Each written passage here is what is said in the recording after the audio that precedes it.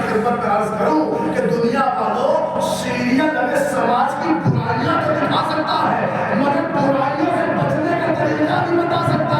اگر اس طریقے سے اس طریقے کو اگر سیکھنا ہے تو اس کے لیے فرش حسین پہ آنا پڑے گا. اس لیے کہ سیریل برائیاں دکھائے گا مگر برائیوں سے بچنے کا طریقہ فرش حسین پہ آئے گا.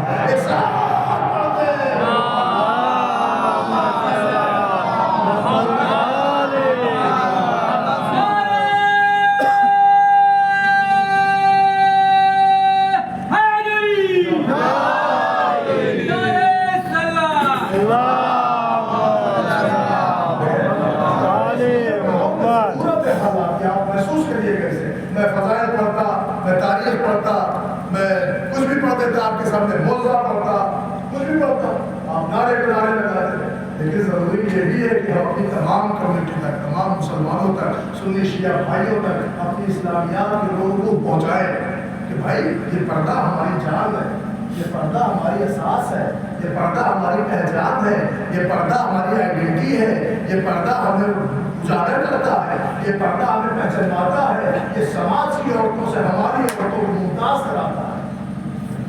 اور کر رہے ہیں یہ دنیا ہے کہ پردے کے اوپر ڈاؤن کر رہی ہے.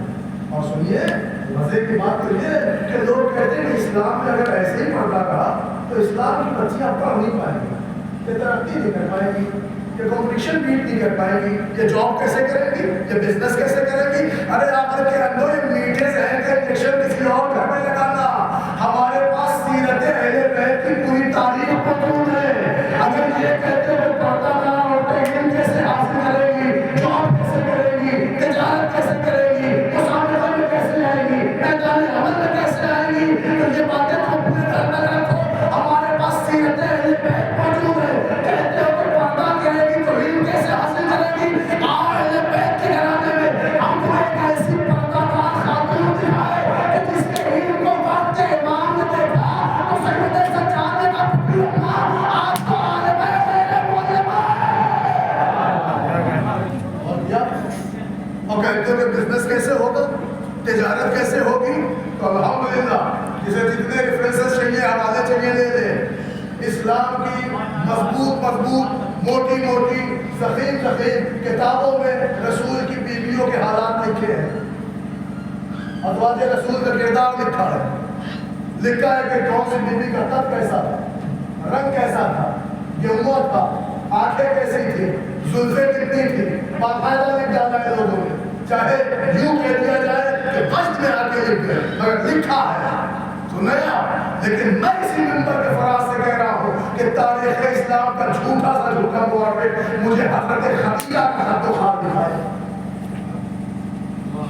کہیں دکھا دے کہ کہیں ان کا قد لکھا ہو, ان کا رنگ لکھا ہو. اور ہمارے لیکن سنیے بھائی صاحب, عورتوں کے تو سب کچھ مل گئے, ان کا کچھ بھی نہ ملا. یعنی پردے داری کا عالم سمجھ میں آیا.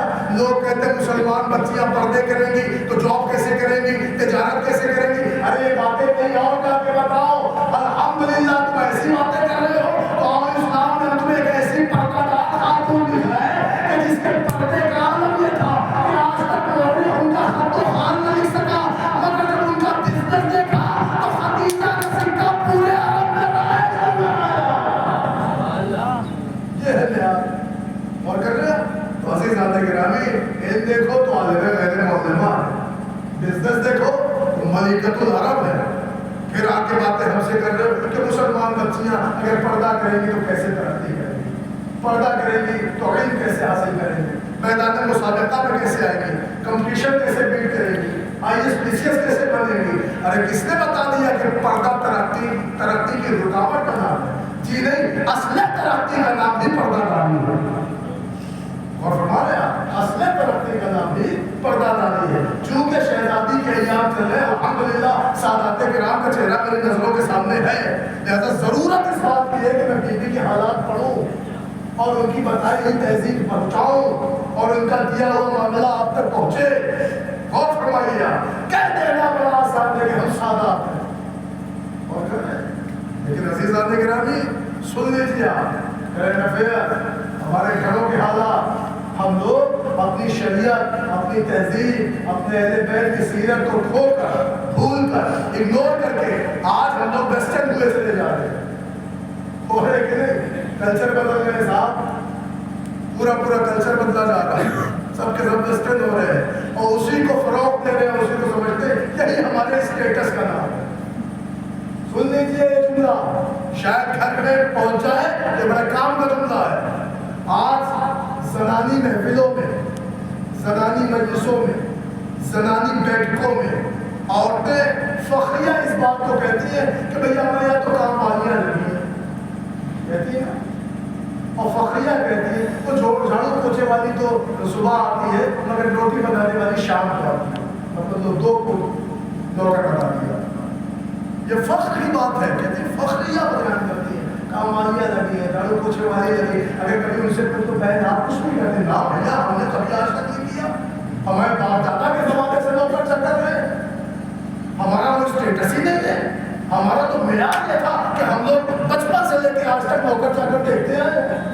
گویا اسی چیز کو انہوں نے اسٹیٹس بنا دیا ہے، اور آج گاؤں میں تو نہیں مگر شہروں میں فخریہ یہ باتیں ہو رہی ہیں۔ اب جملہ سن کے جاؤ اس منبر کے فراز سے، اب پوچھنے لگ گیا ہوں، مجھے سارا عالم اسلام مل کے بتائے پوری کائنات میں کیا کوئی خاتون ایسی ہے کہ جس کا اسٹیٹس